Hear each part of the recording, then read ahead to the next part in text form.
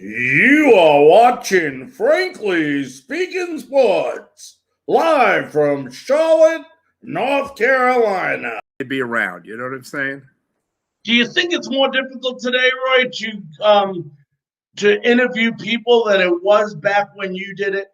It's different. It's very different. For one thing, people in sports don't need you anymore. Am I going to run for mayor? You've done what you do? Your homework, man. You have done your homework. I always do my homework. Thing that was definitely a lesson learned, hopefully for our staff, hopefully for John Gruden, was that you can't limp into the playoffs not playing your best football. At any given moment. So you see the biggest problem that we're running into here today is that a lot of teams are actually they're not trying to win. They're actually actively trying to lose. Shortstop Rico Petroselli. Rico, how you doing, sir? All right, Larry, good. Can you hear me here? I can hear you. Can you hear me? Oh, I can hear you all right. In fact, they just called from Canada. They can hear you up there. Dude, you need to put an oxygen tank right next to you because you are going off tonight, buddy, and I love it. Good evening, ladies and gentlemen, and welcome to another episode of Frankly Speaking Sports. I'm your host, Larry Frank, and holy cow, we are less than 3 days away from the start of the NFL season with the Tampa Bay Buccaneers hosting the Dallas Cowboys. And we'll talk a little bit about that game towards the end of our show tonight. But tonight we're going to preview the entire NFL division by division. We are not going to go game by game or through everything. And I will actually give the exact records that I think the NFC South will end up with every team in that division. All the other divisions, we will go ahead and we will give you the breakdown, what we think, who's going to finish first in the division, who's going to finish last in the division, and I'll even go ahead and give you our Super Bowl picks for the end of the year. I do want to welcome everybody who's on Facebook Live, who's on right now on YouTube, who's on Twitch. If you can do me a favor, please share this to your timeline. You can do me that favor. It doesn't matter if you watch it on the replay, if you watch it on the live show, please go ahead and do that. We have opened up a phone line for you today. So if you want to call in, ask questions about your NFL team, we'll try to answer them to the best of our ability. You can also leave comments under the comment section in about, let me check, I believe it's about 15, 20 minutes. Let me see what time Don says he's coming on tonight. 9:20. So in about roughly a little more than 15 minutes, we'll have Don Horn. And if you're not familiar with Don, Don is a former quarterback, was a member of the Green Bay Packers during Super Bowl II. He was the backup to the great Bart Starr, played for the great coach Vince Lombardi. So lots and lots and lots of things for us to talk about. We will be going through the AFC and the NFC, and then when we're done, in between, we'll take a break to speak to the great Don Horn. And for those of you, I know it's been a terrific, great week in college football. I want to remind you that myself and Zach McKinnell will be on these same stations tomorrow, beginning at 9 p.m. Eastern Time with our College Football Tuesday. Our very special guest is going to be Jackie Sherrill. Jackie was the coach of Texas A&M, Pittsburgh, I believe Washington State, Mississippi, and I know he played for the great coach Bear Bryant and won 2 national championships as a player. So great show for you tomorrow night. But, let's dig right into it. And we're going to start off. Let me switch my thing here. And we're going to start off with the AFC East. And I'm going to go ahead and tell you exactly how I think the East is going to end up. It's not going to be by records, but it will go ahead and be by that.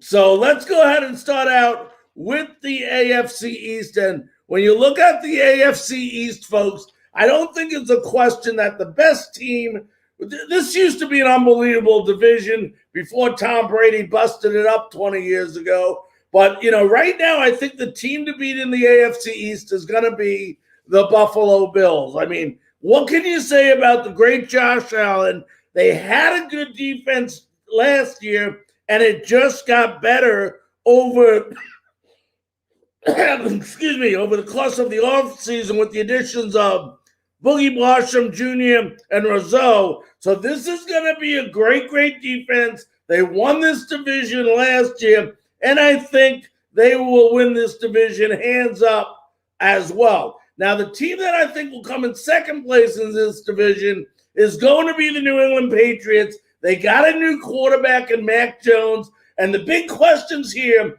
is going to be how patient can Bill Belichick be with this young man. I'm going to tell you something. Bill's done a great, great job adding some people and adding some depth to this team during the offseason. He definitely added the depth, as you know, to the defense. And you got to give the Patriots credit. They got some weapons from Mac Jones and Aguilar, Smith, and Henry. But the big thing is going to be patience. And I think it's going to take a couple of years for Mac Jones to get comfortable with Bill Belichick and for Bill Belichick to get comfortable with Mac Jones. But I see that team coming in second. As far as third place, I have the Miami Dolphins. I am not sold on Tua. I'm going to tell you right now, everybody is sold on Tua. They think he's the greatest thing since sliced bread. I am not 100%. I see the Dolphins coming in third. And then again in the AFC East, the New York Jets, who really have nothing around Zach Wilson, I see them coming in last place. So there are my picks. Any comments on that, you can go ahead. That is my AFC East picks.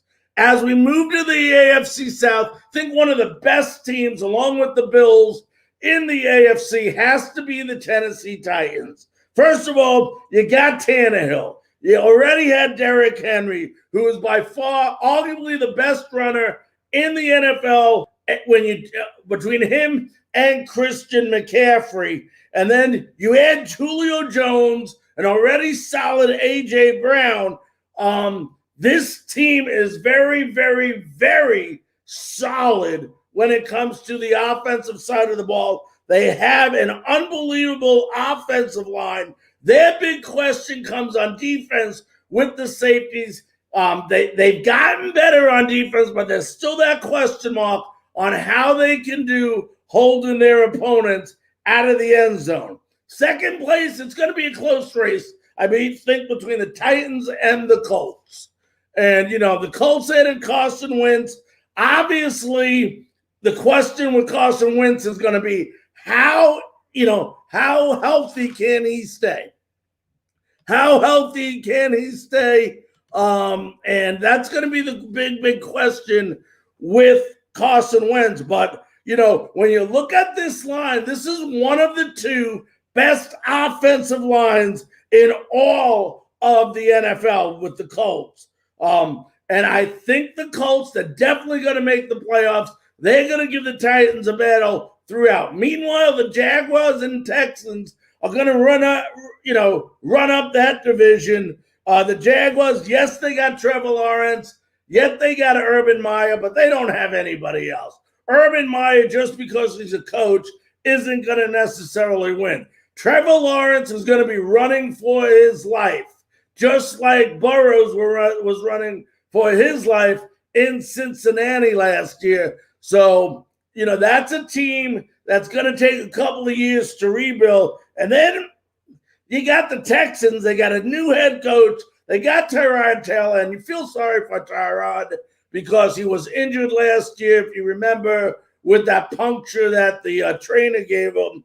But they also got a new head coach in Houston, and I don't see the Houston Texans being anything. I had the Titans winning that division. We move to the AFC West. AFC West, probably one of the best teams in all of football as well, is the Kansas City Chiefs. So, the Bills, Titans, and Chiefs are the teams that I think are going to battle for it in the AFC. When you look at the best all-around team, and I'm talking in the AFC right now, so Buccaneer fans, wait till we get to the NFC before you start commenting. But this has got to be the best all-around team. When you look at offensive line, when you look at receivers, when you look at quarterback, when you look at every part of this team, they are very well balanced, and it's not going to be a question whether they win their division. But the second place team may surprise you here. I think the San Diego Chargers will come in second. 7 of their 9 losses last year by the Chargers was within 1 touchdown or less. They got a new head coach in Brandon Stanley. If the team can adopt to their system, Justin Herbert got 7 wins for the Chargers last year. This is a young team that could be very streaky and could surprise some people this year. As far as the Raiders go, I know the Raiders were 8-8 last year. I was, big on the Raiders last year. But when you look at John Gruden and the Raiders and what they did during the offseason, they didn't do anything. They didn't add anything. They didn't get better. So meanwhile, all the teams around them are getting better and better and better, and they're not doing anything about it. Don't be surprised if the Las Vegas Raiders playing at home in Las Vegas isn't going to win games for you. You got to win the games on the field. And I don't think the Raiders may have a losing season this year. And then the Broncos still are looking for a quarterback on that team. They got a short-term fix in Teddy Bridgewater, but the Broncos are a team that is also a way away from, competing in that division. Now we round it up with the AFC North, and a lot of surprises here. Every single person I speak to, it's the Cleveland Browns. It's the Cleveland Browns. It's the Cleveland Browns. Well, for me, it's the Pittsburgh Steelers.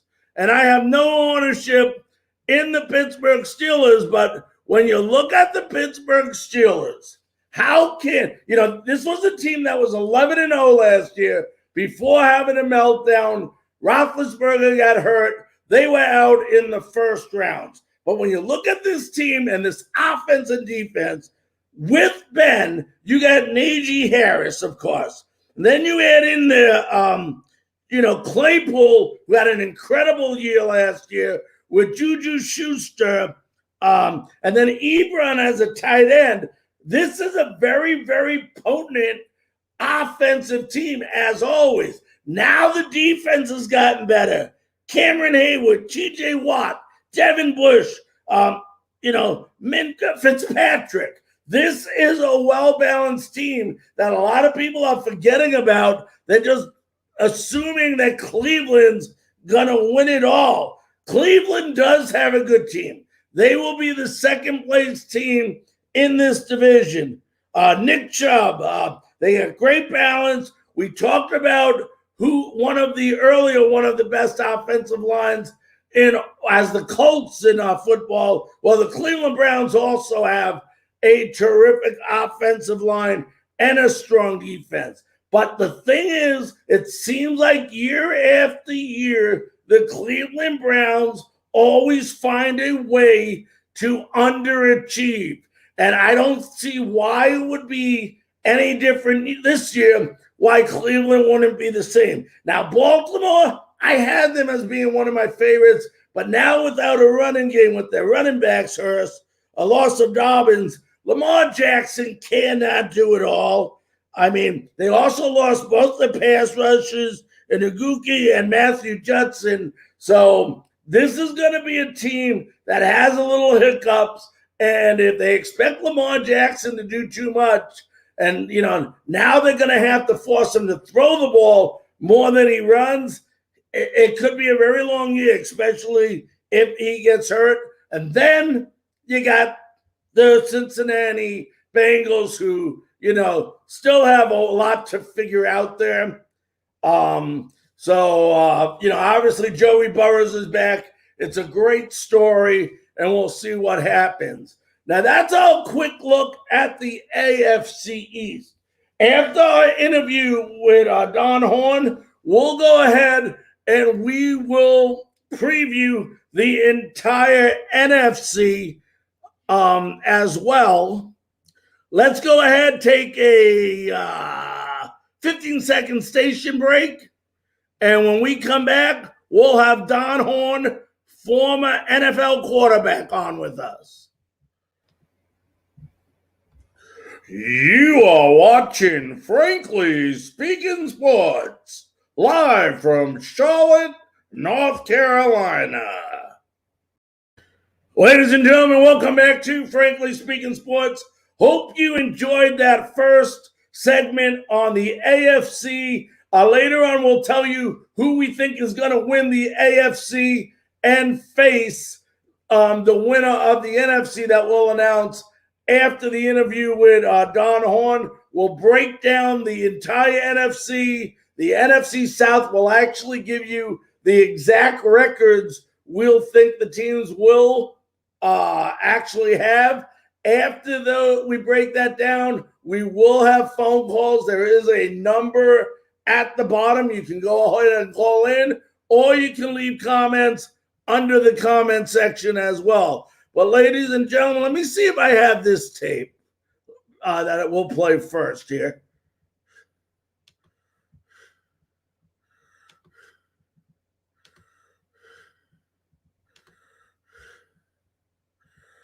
And showed some of that old-time Green Bay aggressiveness.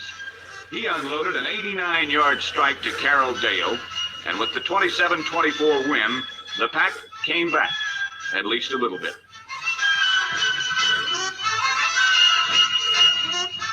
We'll have more exciting action on This Week in Pro Football. And what a great, all the way back to the 60s there, we were able to get that film. Let's go ahead, welcome in former NFL quarterback, was the member of the Green Bay Packers Super Bowl II championship team. Let's welcome in Don Horn. Don, how you doing, my friend? I'm doing good, Larry. How you doing, young man? I am doing great. First of all, I want to thank you so very, very much for joining us tonight on Frankly Speaking Sports. I mean, can you believe 2 days away from the start of the NFL season? Finally, especially after a horrendous year last year with no fans in the stadium and just a terrible year in more ways than one. So, that play you showed earlier, that brought back memories. That was the longest pass ever thrown in Lambeau Field for a touchdown for like 35 years. Incredible. And I met Brett Favre about 10, 12, 15 years ago. In fact, it was the year they went to the championship game and they lost to the Giants up in Lambeau. And I was talking to Brett, and the front office people were saying, hey, by the way, Brett, Don holds the record for the longest touchdown pass ever thrown in Lambeau. And he said, how far was it? It was only 89 yards. And he said, well, I've been trying to, if you want 99 yards, but he did against, it was down at Soldier Field or something. But then when he left, he says, I promise, Don, I won't break your record. And I said, I always said that, the cordial, polite thing. If anybody does, I want you to break it, that kind of thing.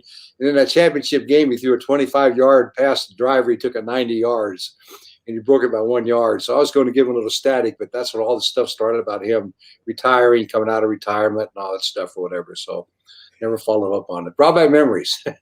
Yeah, well, good. I'm glad it did, because that's what I wanted to do. Let's talk about memories a minute. Like we just said, roughly, 2 to 3 days to the opening of season.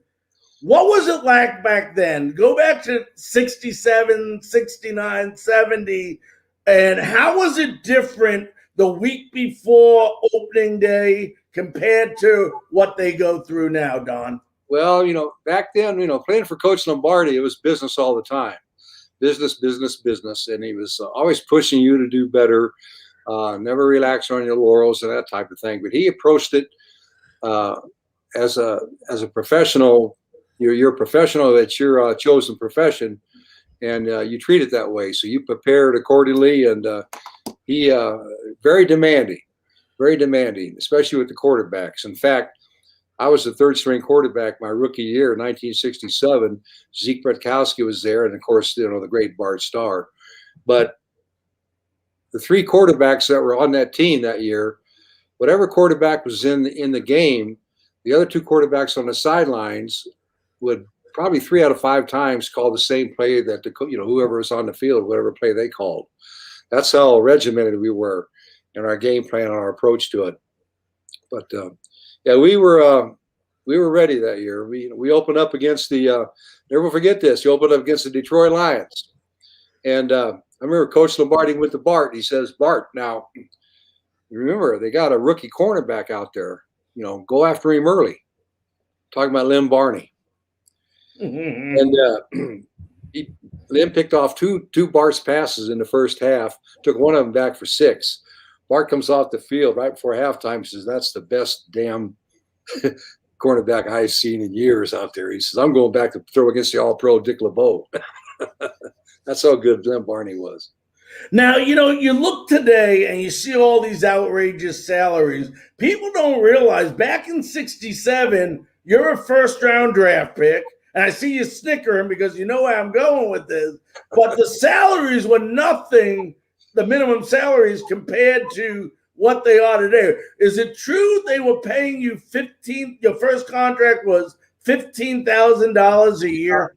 I got a little bit of a bonus, not much, but my salary was $15,000, 17, and then I think my third year was 23.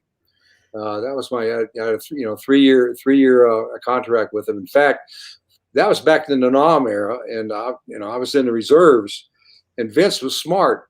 Instead of signing a 3-year contract, he signed 3 one-year contracts. And in the 68, I was in the Army pretty much all year, and I didn't get paid that year. The Army paid me, and I didn't get paid. I think I got 2 game checks at the end of the year in 68 when I got out of the Army. So, yeah, we didn't make any money back then in those days or whatever. I remember talking to Jack Kemp years ago about it. And, Jack didn't make much more than I did. And he says, "My gosh, $15,000, Don." He says, "They make that tying a shoelace before each game. $30,000 tying their shoelaces." I mean, that was like 30 years ago talking to Jack. But I can't believe that. I just can't fathom the kind of money they make. Like out here, Von Miller, he makes about $35,000 every time the ball snapped. Jeez. You make $140,000 for a 4-play series. I mean, I can't even fathom that kind of money today. Right. Well, I understood. Now 4 years back up to Bart Starr. Let me ask you this. First of all, how good was Bart Starr as a player, and then how good was he as a mentor for you? Bart was, he was a great mentor. A player, he played above his physical.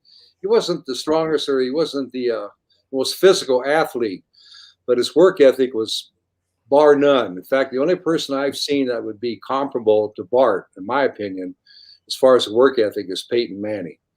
Those two. But Bart knew his limitations. He knew what he could do, what he couldn't do.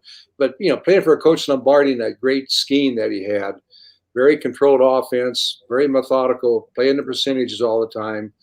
None of the big passes and, the 80, 90-yard touchdown passes and stuff. That was very far and few between with that type of offense. In fact, I played for Don Coryell in college, and John Madden was a defensive coordinator, and Joe Gibbs was my roommate for a short period of time. He was a graduate assistant at San Diego State, and I was a throwing fool back on the West Coast, and a lot of the professional gurus today, even back then, they said, in their opinion, the worst thing that happened to my career was going to Green Bay in that very methodical, very predictable type of an offense, but I wouldn't trade it for the world. That was a great bunch of guys, Larry. I mean, there were so many great guys on that team, not just great football players, so many in the Hall of Fame, but even more importantly, guys with great character, off the field, family people, business. They were just great people. Yeah. Now, you talked about Vince Lombardi. You talked a little bit about his schemes and stuff, but Talk a little bit more about him as a coach, how he treated his players, and his coaching style. I'm not talking as much as what plays he called here and there, but how he handled his people. He, he always had one or two favorites, and but he would pretty much, as the great Henry Jordan, God rest his soul, would say, he treated us all equally. He treated us all like dogs. But Vince had a very unique approach to motivating people. He had an uncanny ability to know if you as an individual needed to be motivated, if you were overly motivated, or as a team, he knew if they were motivated enough or maybe not enough. He just knew that. He had an uncanny. And what he would do, Larry, he would take you aside in private where nobody could hear, and then he would build you up, compliment you, tell you about all potentially how good you could be, et cetera, et cetera. You wouldn't be here unless he had faith in you. And he'd make you feel like you were 10 feet tall. And then 20 minutes later, you'd be out there in the field with all your peers and 2,000 people watching practice in Green Bay, because it was an open practice. And he would just undress you immersively in front of everybody. And you're going, wait a minute, I'm the same one you just told a little while ago, but he did everybody pretty much that way. The great Max McGee. In fact, I remember I threw a pass one time in a game my rookie year, and Max dropped it. It was 1967. We won the game. That's why I was playing. But it was a little turning over the middle, right through his hands. Vince ran the film back 2 or 3 times, and Max, look at that. He says, you're pathetic. He says, you're too old to play the game. You should have quit before the season. I told you, you're too old. He says, look at that young boy. The young boy Horn put that ball right in your hands. You couldn't catch it. Max, kind of paraphrased, Max came back and says, well, Coach, you want to know the truth? It caught me off guard. What do you mean he caught you off guard? He says, that's the best ball I've seen thrown around here in 4.5 years. He just had a candy knack of coming back with one-liners and stuff like that to break, kind of break the tension and stuff. But Max and Fuzzy Thurston, Jerry Kramer and Nitschke and Willie Wood, all those great guys. It was unbelievable. Yeah, and, when you talk about Lombardi and some of the coaches back then, I don't think, do you agree or disagree that their style of coaching probably wouldn't be accepted in today's world? Well, probably it wouldn't be accepted by the majority of the players today, but Vince would handpick his people. He picked, character is very important with his, when he selected players. He wouldn't necessarily always keep the better athlete or the better player if he felt you didn't have the character makeup to work as a team. And I tell you, you talk about verbal abuse. He very rarely used 4-letter words, very rarely. But he would sure undress you and make you feel like 2 inches tall sometimes, verbally abused. But he treated everybody that way. And, we loved him. And I remember talking to other players and other teams. They hated him and called him names and stuff like that. We called him names too, but it's like a family type thing. We could call our coach something. You better not say anything negative about our coach. But as a family, we behind the scenes, we would, we'd be doing those grass drills. He busted our fanny doing those grass drills, 2-a-days and stuff, during training camp. And he'd just totally just physically beat us up before practice. And he'd be walking around he'd say, I know you're cussing me under your breath. I know you're cussing me under your breath, but I'm making champions out of you. You're going to love me in the end of it. You're going to respect me in the end. I know you're cussing me now. Yeah, Don, do you think that the way they trained you during practices back then was better for you from a conditioning standpoint than they do today? Well, I guess that's a double-edged sword. These guys, they pay these guys 6 figures to come in and work out during the off season. At least they do here in Denver and some of the other teams. They keep them, and they work out at the facility 2 or 3 times a week during the off season. It's a pretty much, the kind of money they're making today. Yes, I guess so. They want to control them. They want to make sure that they're getting in trouble off the field and that type of thing, like so many of them do today. But they wake out. It's a year-round job. They're working out 2 or 3, 4 days a week in the off season, lifting weights and doing drills and stuff like that or whatever. In the old days, I remember Jimmy Taylor said this once. He said, "What's the difference between the game today than it was 50 years ago?" Jimmy said two things. Number one, we all had off-season jobs back then. We had another job. And then number two, we didn't run out of bounds like they do today. Everybody's running out of bounds to protect themselves. We're making so much money and that type of thing. But it's just a different game today. Different athletes, they're better athletes. They're physically better, stronger, quicker, fine, whatever. So it's hard to say. But then, we had our share of injuries, and these guys have their share of injuries today too. Sometimes they say maybe some of the reason why they have so many injuries because they don't rest. You need it, the body needs downtime to rest and recoup from stuff. And if you're working out 10, 11, 12 months out of the year, hard, getting ready for the season, plus a 17-game season now, regular season game, that's a lot of football. Yeah. Now, December 21st, 1969, at Lambeau Field, probably the best game of your career. You're 22 of 31, 410 yards, 5 touchdowns. How livid is that day still in your mind? It's still in my mind. There's some other special days too, but we had a great game plan that day, and I remember that was Willie Davis Day. That was Willie Davis's last. That's right, retiring. He retired that day. I remember he walked up to me. They took me out in the fourth quarter. I only played 3 quarters that game, and they took me out in the fourth quarter and let the other quarterback, Billy Stevens, finish up the game. And who knows what it could have been if they'd let me in. But I remember I come out the field in the fourth quarter. Willie Davis walks up to me and says, "Horn, you stole my thunder." That was a great game. I tell you, everything went right. I've had games where, nothing's clicking hardly, wrong, everything's going wrong. And that day, everything just click, click, click, click, click, click. Everything was. In fact, I was the first quarterback. To throw over 400 yards in Lambeau and 5 touchdowns in Lambeau Field. Wow. Trivia questions. The old trivia questions that, they brought up 20, 30 years ago. I never knew that either until they brought it up, started these stuff or whatever. So, yeah. You see that? You have all these records you didn't even know about. Yeah, in fact, yeah, I was, it's kind of a long story. I was kind of cocky, and, 69, I think I started 4 or 5 games, won 4, set some records, and Bart was hurt, and, I love Bart. And so I went to the coach in 1970. It's kind of a long story. There's a little different, free agency, a little bit different back then.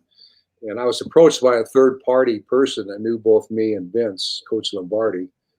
And, I was informed that Coach Lombardi wanted me to try to trade for me, and Green Bay wouldn't trade for me down. Well, he wanted me to come to Washington and back up Sonny for a while.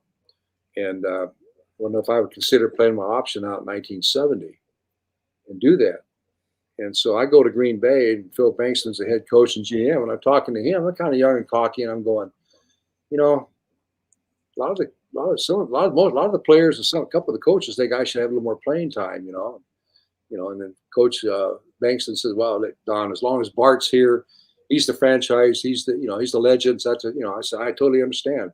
So I go to Bart. I said, "Bart, let's go have a beer." And I said, "Just between us, how many more years you think you're going to play?" Bart says, "At least 3, maybe 5 more." I'm going, "Doggone it," So I kind of played my option out. There were some other reasons too, but I played my option out in 1970. Didn't negotiate in good faith. And then, of course, Vince passes away that fall in 1970. So that deal goes out the window. Then I hurt my knee later on that season. And then next thing I know, Dan Devine comes in early 71 and trades me to Denver. And I come out to Denver. That's where I live now. And I start out here. We weren't that good. We had a great guy named Floyd Little at the time, and he should have been in the Hall of Fame 30 years ago. Floyd just a great running back. But I came out here and started, tore my shoulder up and my knee, got beat up pretty bad, and that's it's history. I ended up going to Denver instead of Washington D.C. But who knows? Who knows what could happen? The fickle finger of fate. Yep. Now, who are the quarterbacks that you try to model yourself after as you were growing up? When I was growing up, I grew up in L.A. In fact, that 89-yard touchdown pass you showed earlier on. Yep. I grew up as a Ram fan, and Norm Van Brocklin was my hero. I love Norm. Norm was coaching the Atlanta Falcons that day. And, I threw that. He called it a silo. I threw it as high as I did far. He called it some other 4-letter words in there. And so after that game, I go up to him. And he was so upset, Larry. He was yelling at his team. He wanted the bus to leave. He wanted to get the heck out of Dodge. He wanted to get out the Lambeau Field out there, west side of Green Bay and leave.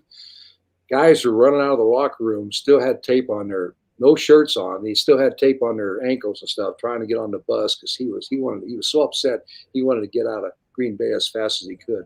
But on the field, I walk up to him. I'm standing there, and he's cussing his players out because they lost the game.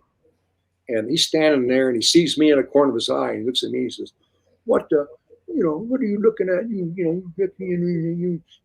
threw that thing in that silo, and this, you're lucky, and he started yelling at me, kind of cussing at me. And I said, Coach, you shouldn't talk to me that way. I wish you wouldn't talk to me that way. He said, why not, you lucky, I says, because you're my hero. And I meant it seriously. He thought I was, jerking his chain in. He really blew up then. So I never really shook his hand. I never got to shake his hand. But I was cussed out, literally verbally just destroyed by my childhood hero, Norm Van Brocklin. Talk a lot about Lambeau Field. I mean, still there. You were a member of Green Bay during the Ice Bowl. Right. I mean, talk about the Ice Bowl. Everybody sees, tapes and videos of it. Talk about that day and what it was. I mean, how bad was it? It was unbearably just cold.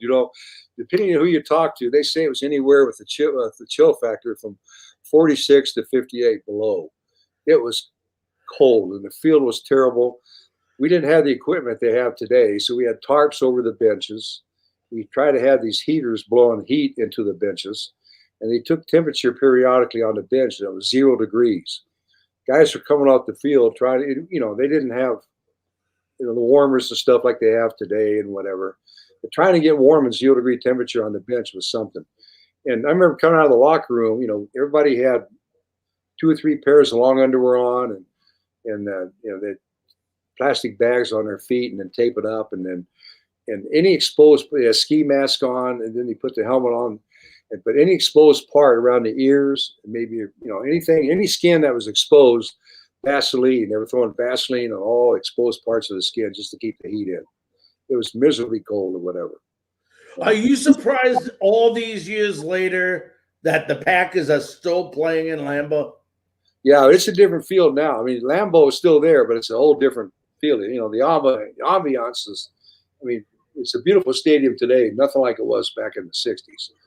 But it's just a mystique about it and whatever. But I go back every year for alumni weekend and see a bunch of guys. And every year, it's less and less the Lombardi era guys. I was very fortunate to catch that tail end of that great era.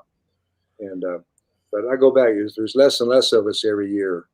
And it's funny because I was sitting in the stands. At Super Bowl I. Actually pulling for the Packers because that was my second favorite team outside of the LA Rams. And pulling for Green Bay, sitting in the stands, LA Coliseum. And then 2 months later, I get a call from Vince Lombardi, making me his first round pick. The next year I'm on the field. It's just amazing, Amazing. Yep. You get that call from Vince, that the secretary called and says, is this Don Horn? I said, yes, it is. Please hold for Coach Lombardi. And I thought somebody was jerking my chain, really playing a joke on me. But when that voice came on, he always called me Donald. Donald. Yes, sir. Vince Lombardi, Green Bay Packers, would you consider being a Green Bay Packer? It was something. Couple more questions, Dombey, and then I'll let you run, my friend. You mentioned salaries before and how they try to protect players now because of the investments, obviously, that they have in these players. But as a person that played the quarterback position like yourself, do you think today that they protect the quarterbacks too much. Oh God, don't even get me started.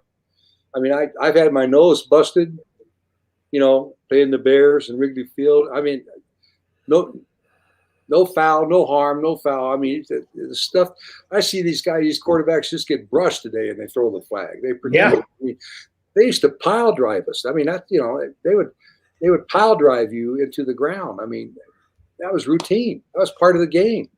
I mean, but yeah, I mean, I understand why it's a different game today, and they're making a lot of money, and the quarterback is, the franchise, and I mean, it's big business. When we played, it was $1 million business. Now it's a multi-billion-dollar business, Right. and who made it be $1 trillion pretty soon? So it's all show, it's all money, it's all marketing. It's there's a lot of talent there too, and there's no loyalty anymore. I mean, the old days there was loyalty. Once a Packer, always a Packer. And, it was paid for some other teams too. In fact, 2/3 of my career, I backed up future Hall of Fame quarterbacks, Bart Starr and Dan Fouts. So That's right. The wrong place at the wrong time. But Absolutely in the wrong place at the right time. I mean, at the wrong time. Yeah. What was Dan like? Because I was a big Air Coryell fan who you knew very well. Well, yeah, in fact, like you said, right. Dan was a little better than average quarterback.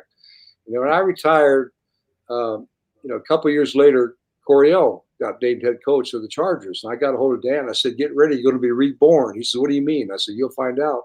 Coryell's coming. And to this day, the only reason Dan says he's in the Hall of Fame is because of Don Coryell. Because Dan had,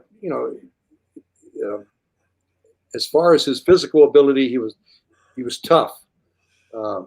His mechanics weren't the best, but he had a lot of moxie and a lot of savvy. And he was a damn good leader. He was a great leader, and he played that well. And then Coryell, he just fit right in the Coryell's system. Throw. Coryell's philosophy. John Madden comes to San Diego State. He's there. He's the defensive coordinator. He's there 2 weeks. And he asked one of the other assistant coaches, I'm the defensive coordinator. Coryell just hired me. What's his defensive philosophy? Anybody know? What does he prefer? The 4-3-3-4? Does he like the Okie? What kind of coverage? He says, about that time, Coryell was walking down the hallway, and they called him in. We loved Donnie. We always called him the dad. He talked with a hair lip. We called him the Daffy Duck, Daffy Don. And they say, hey, coach, you remember John? He's got a question. What kind of defense do you prefer? And Coryell sticks his head in there and goes, defense, just 3 and out. And then Terrell walked away. His defensive philosophy is 3 and out. I don't care. Just give me the ball back. And his offensive philosophy was score early and score often. He didn't care. Just score early and score often. Put that ball in the air. So, Don, you still follow, obviously, the Green Bay Packers today, I would assume. Oh, yeah. I follow. This season coming up, another season we just mentioned this weekend begins.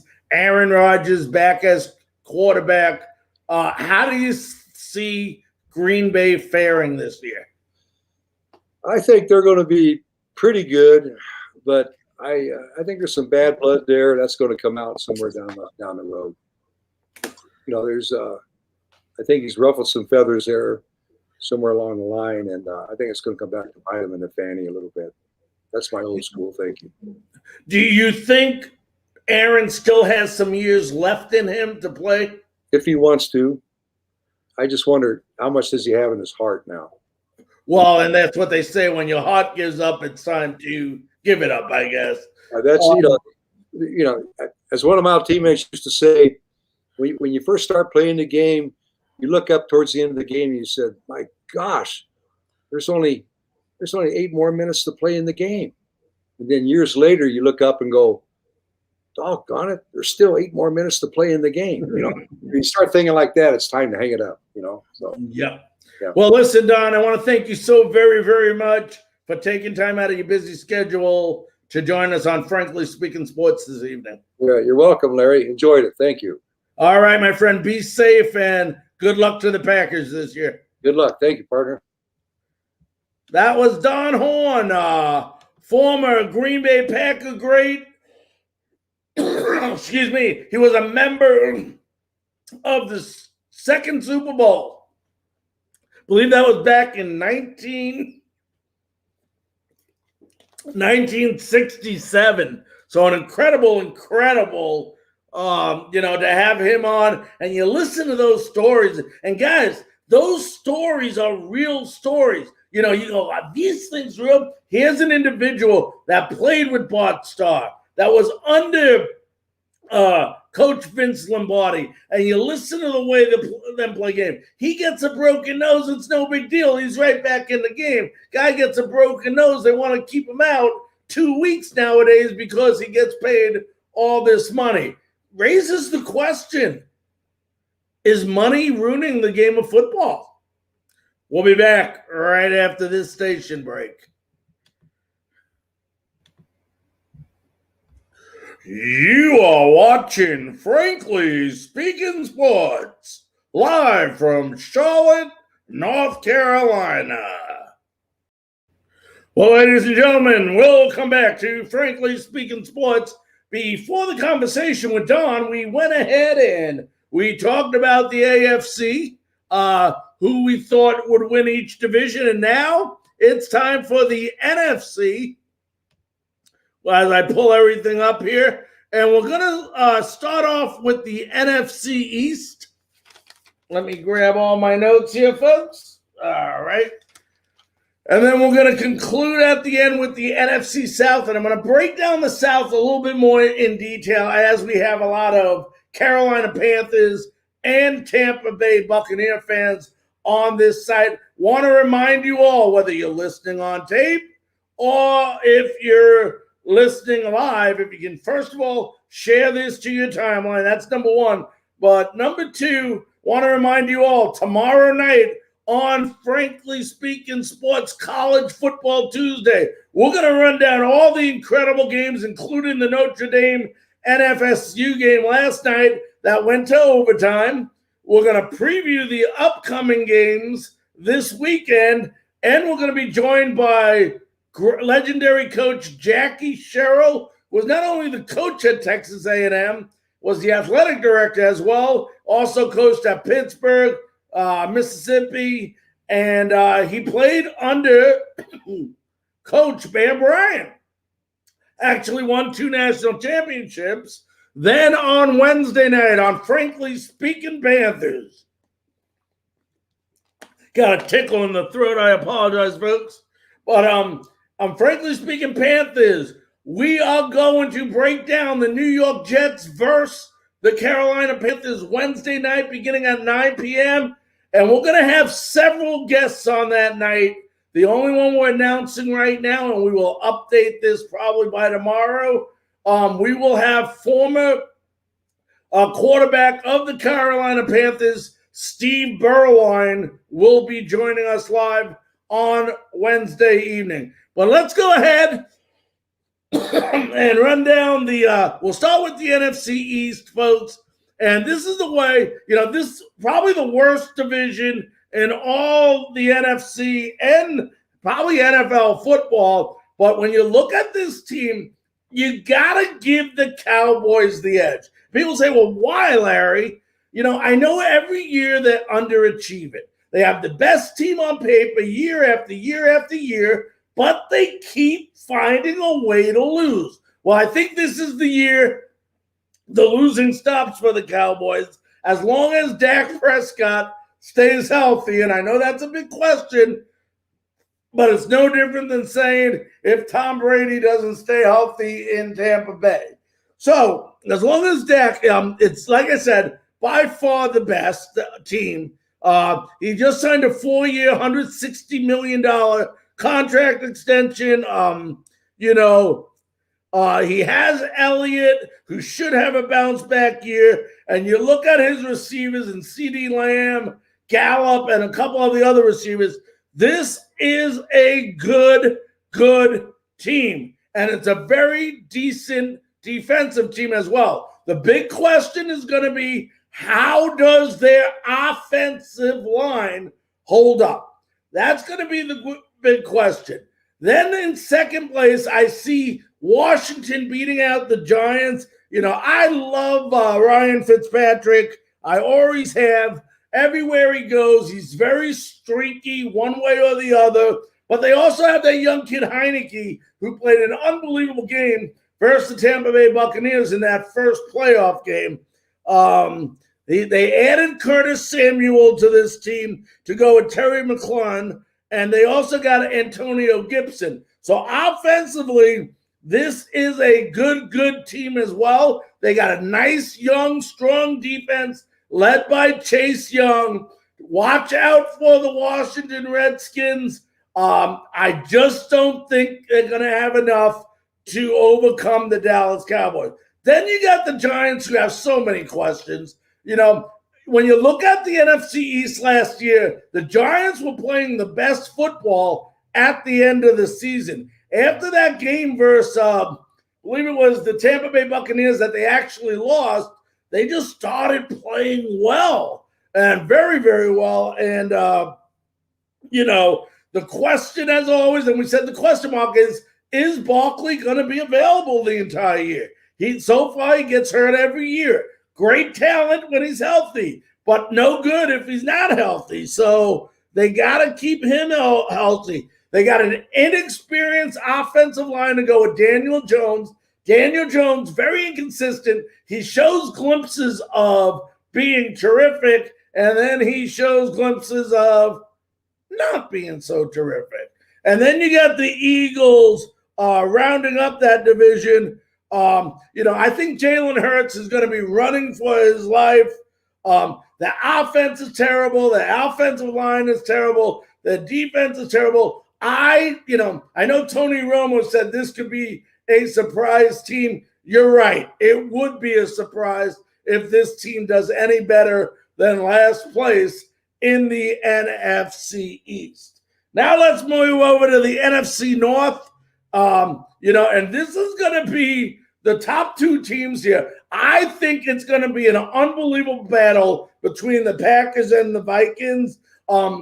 Like Don said a little bit earlier in that interview, it's how well is the chemistry going to be with Aaron Rodgers and the personnel on the Green Bay Packers? And that could decide a lot. I still think they're the better team. Rodgers is back. They got Devontae Adams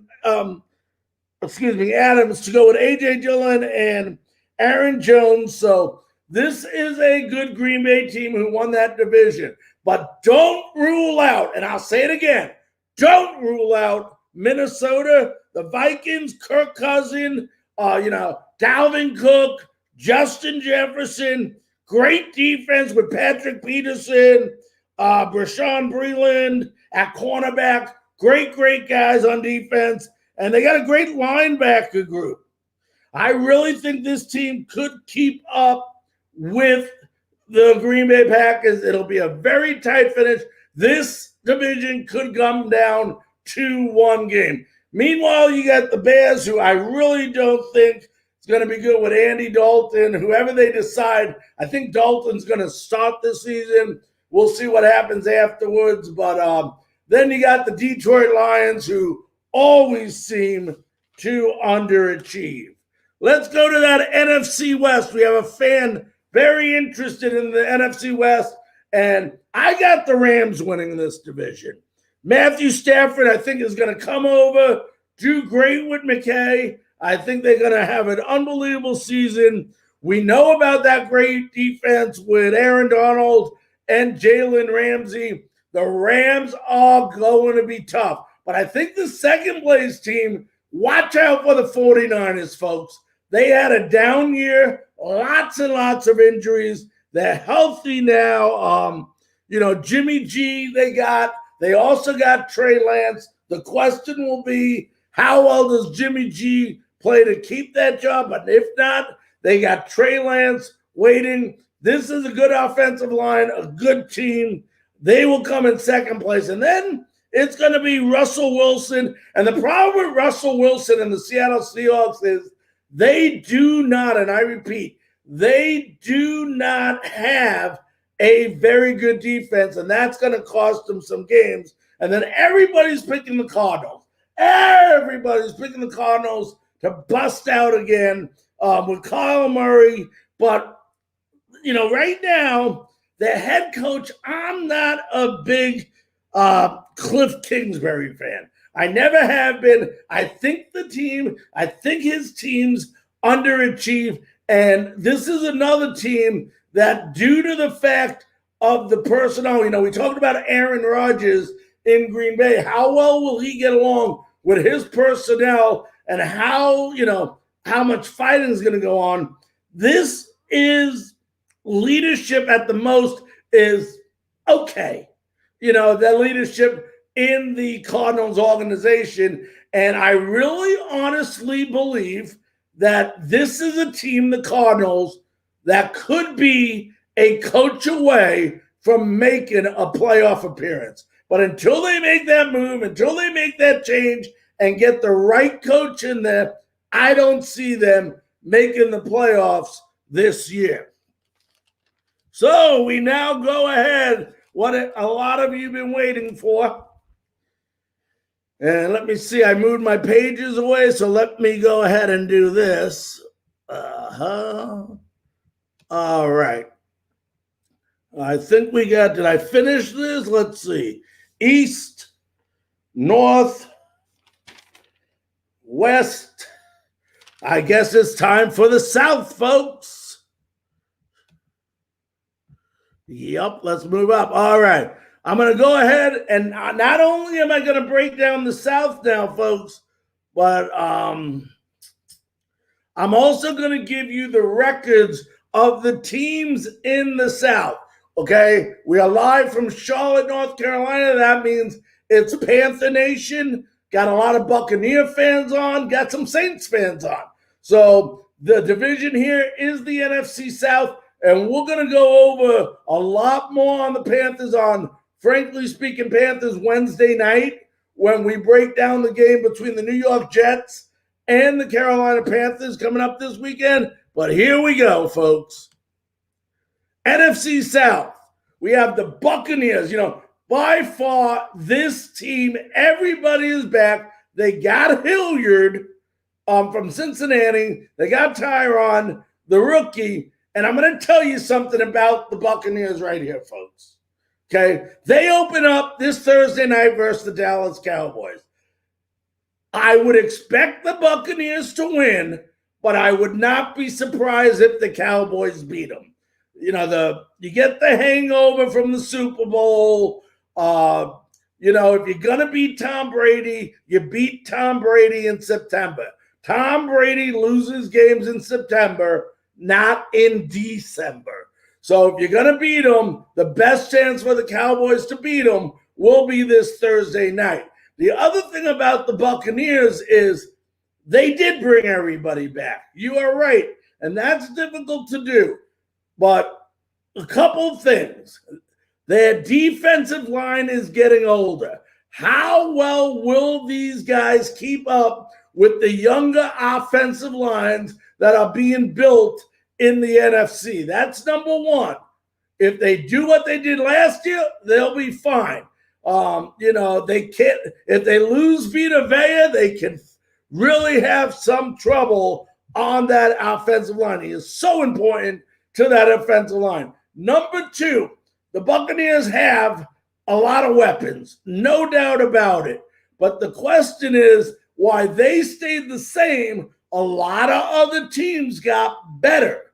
So why these other teams are getting better, they're staying the same. The same, I know, it's still greatness. It's still Tom Brady. But there's a reason why they say it's tough to repeat as Super Bowl champs, and we'll see. If you look on paper, this Buccaneer team is filled with studs. I mean, offensively, they are built all over the place, from tight end position to wide receiver. The big question is going to be their running game. Lenny Fournette had a great playoff, but he almost got cut before the playoffs because he wasn't performing. So how long, they did not have a great running game throughout the year. It started in the playoffs. Ronald Jones is a mediocre back. He's not terrible. He's not great. You know what you get with Ronald Jones. But he didn't have an all-pro year either. So they're going to have to be a little bit more balanced this year. They threw the ball 60% of the time last year. And, you know, their defense showed up in the playoffs. Their defense has to show up the entire year, okay? And believe me, that defense just kept getting better and better and better, but it took 12 games, 13 games before they really started gelling, and the question's going to be, how good could those cornerbacks do again throughout the year? A lot of questions to be answered. Can the Buccaneers repeat? I predict them to go 12-5 this year in the division and win the division. Second place, I got the Carolina Panthers, a much better team. Obviously, the big questions going to be around Sam Darnold and how well he handles the offense. We all know if McCaffrey stays healthy, what he does. We know what that wide receiving core with Robbie Anderson, Terrence Marshall, and the other guys as well, how important that team is. Hold on one sec, folks. Seeing, not sure what, I just got a chat. All right, there we go. Okay, we know about the tight ends on this team when Arnold and, I love Tommy Tremble. I tell you guys that all the time, but when you add more into that, that's an unbelievable receiving team. And then the offensive line, the big question, John Miller is out for the first game. I believe Daly is going to be, I have it right here. Yeah, he's going to be the one taking over. Not bad, 6'6", 325 pounds, 25 years old. So they, a lot of questions around that offensive line. Defensively, this team's going to be good. It reminds me of a young Buccaneer defense about 2 years ago that was just trying to get the feeling of playing together. They added J.C. Horn at quarterback. You had Burns and Chin on that offense. It's just an incredible defense. You add them on. This is a good young team to watch out for. I have them going 9-5. Then you got the Saints. Okay, the New Orleans Saints. Okay, right now there's so many questions in New Orleans because, first of all, you lose Drew Brees. Jameis Winston's taking over. Next thing, you got Michael Thomas out for the first 6 weeks. They lost weapons. So now you got to rely on Alvin Kamara to handle the brunt of the offensive, touches. And, how one-dimensional are they going to be? And how many mistakes will Winston, if any? I'm an honest believer that Jameis Winston is going to have a breakout year. I really do believe that. I believe Winston will have a breakout year, a Pro Bowl type year. I think he'll be under the right coach. He's in the right system. But I have them winning 9 games like the Panthers, tying the Panthers at 9-8. Then you got the Falcons with Matt Ryan. They lost, a lot of people there. But they did add Pitts from Florida, who's an unbelievable tight end. So that's one position they got. But this is a team that's in trouble in Atlanta, and I cannot see Atlanta winning more than 6 games. So that's our breakdown on the NFC South. Remember, Wednesday night on Frankly Speaking Panther, we are going to have a preview on Game 1 in Charlotte at Bank of America Stadium between the Jets and the Carolina Panthers. We will break that down. We're not only going to have Steve Berline on, but we're going to try to get some people from New York on as well to talk about the Jets and what we can expect with their new quarterback, Zach Wilson. That game we know, and we'll talk more about that, like I said, on Wednesday. The Panthers are going to have to bring a lot of pressure on this young kid and force him to make a lot of mistakes, and they will be fine, and they will prevail, the Carolina Panthers. As far as my Super Bowl picks, last year I picked the Buccaneers to face the Pittsburgh Steelers and the Buccaneers winning. Although the Buccaneers did win, I didn't have the right team. I had the Steelers who started out 11-0 and then couldn't do a thing after that. This year, I still have the Tampa Bay Buccaneers as the team to beat. Doesn't mean they can't be beat, but until somebody beats them, they are the team to beat in the NFC. So I have them going to the Super Bowl playing, and this was a tough one I had to decide on, folks.